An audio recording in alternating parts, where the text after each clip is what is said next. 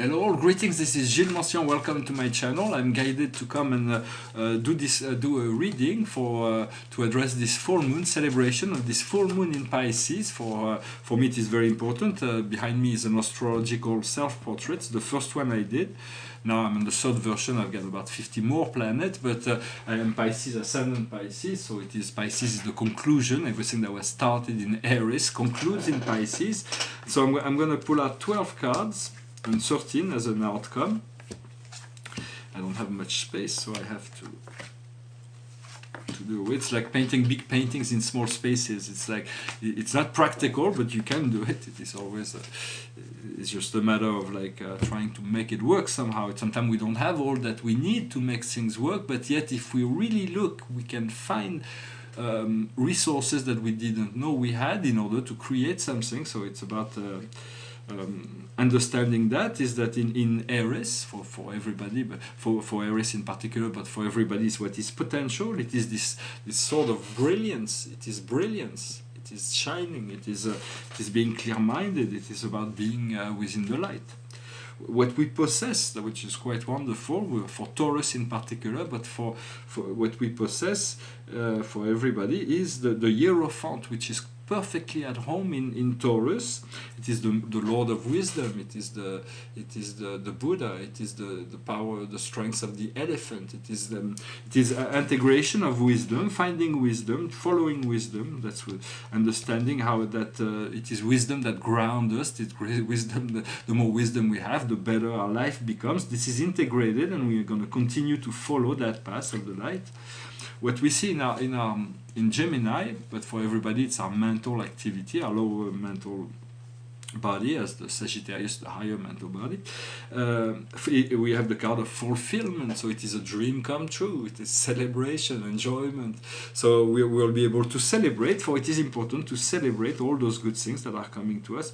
Although at home, in Cancer, specifically for the Cancer, but for everybody, there is that's the inner world, that's the inner environment. There is stagnation. Stagnation comes as a result. It is part of a natural cycle, but it comes as a result of emotional unclarity, indolence, and too much indulgence.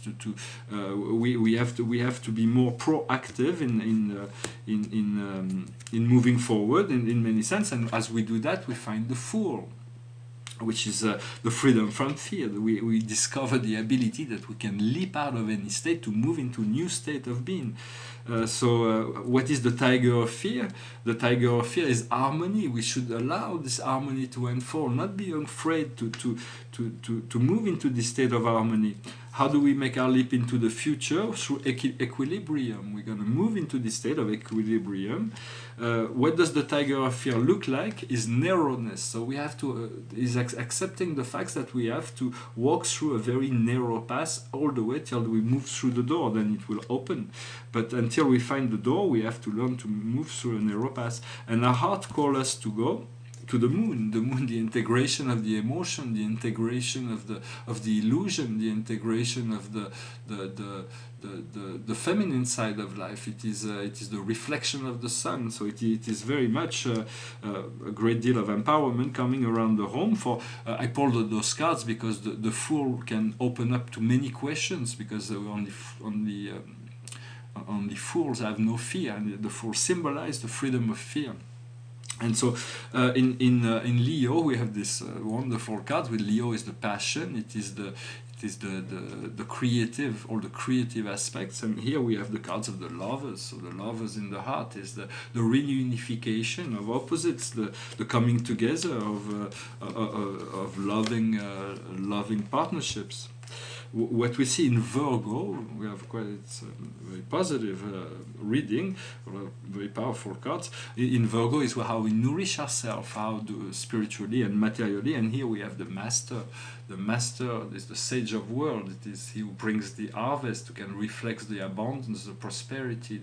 It is the self-empowerment. It is the ability to bring prosperity and abundance into the world, to reflect the light of the sun. Then in Libra, so specifically, but more for everyone. It is all the world of relationship, whether it is business or it is personal relationship. It is the world of relationship, and here we have the surfer. The surfer is the one who wants to surf. He wants to enjoy the waves. It is the sexual fulfillment card. It is so there is a great deal of sociable connection potential. Yet what comes from Scorpio, in Scorpio specifically, but what's come from within, from the depths of the subconscious, which is address all the things about death, sex, money, all those deep things of the subconscious. Here we have the fear. So what is fear? We have to address our fear. We have to look at our fear. We have to befriend our fear. Once we are friends with our fear, we don't want to be friends with, but we want to understand what created that fear. How do we, once we understand the reason for a fear to exist, it no longer exists. For a fear does not exist. It does not have substance. It is just an energy, like all thing. And as we address that, we purify ourselves and we find the window, purity.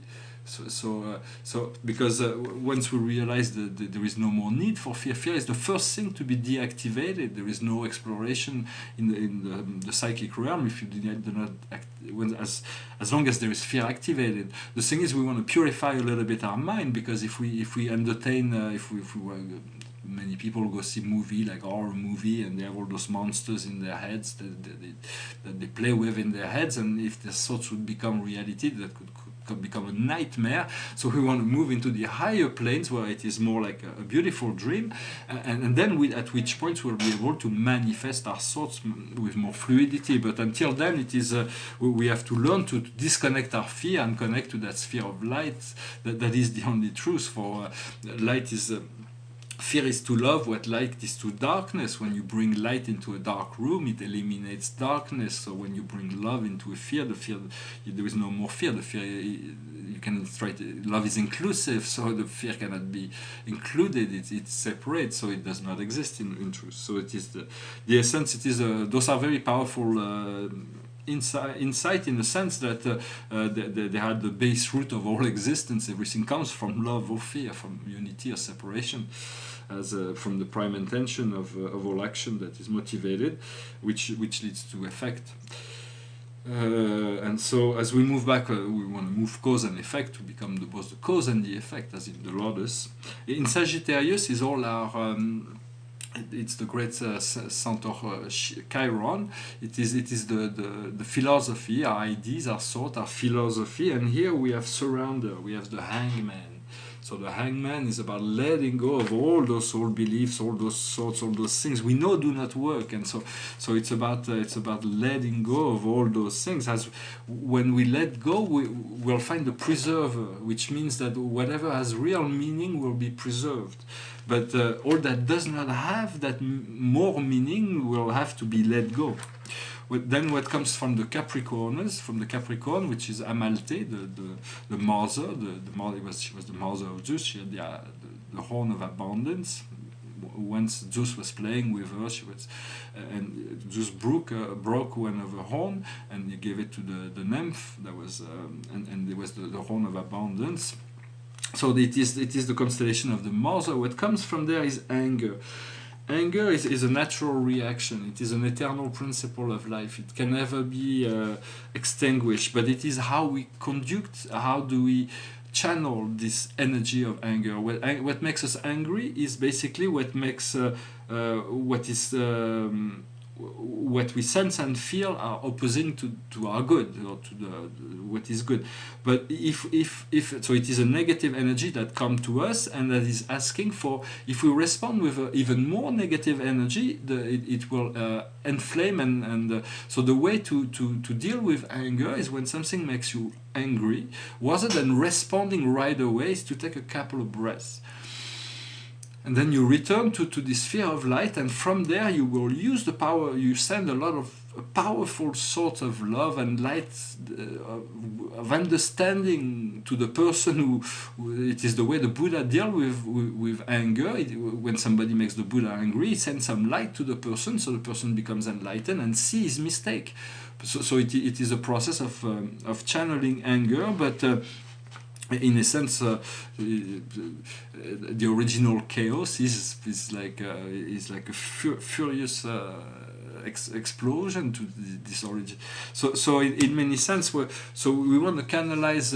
We do not want to become angry. We want to understand also that it is important to understand that if something makes us angry, it's because there is some things within ourselves that are not healed. Sometimes I live in the world. I listen to what's going on in the world of finance and politics, and I think we live in a completely mad world that are run by madmen. But I do not want to judge. It is part of the program, and so I detach myself and I trust that God knows what He will do with all those things. So there's no need for me to become angry, and so it is important to address that. And as we do that, we find the rejoice, we find joy, we find serenity, we find peace, we find all of those things that comes from the universe. But we have to understand how to disconnect with the old ways.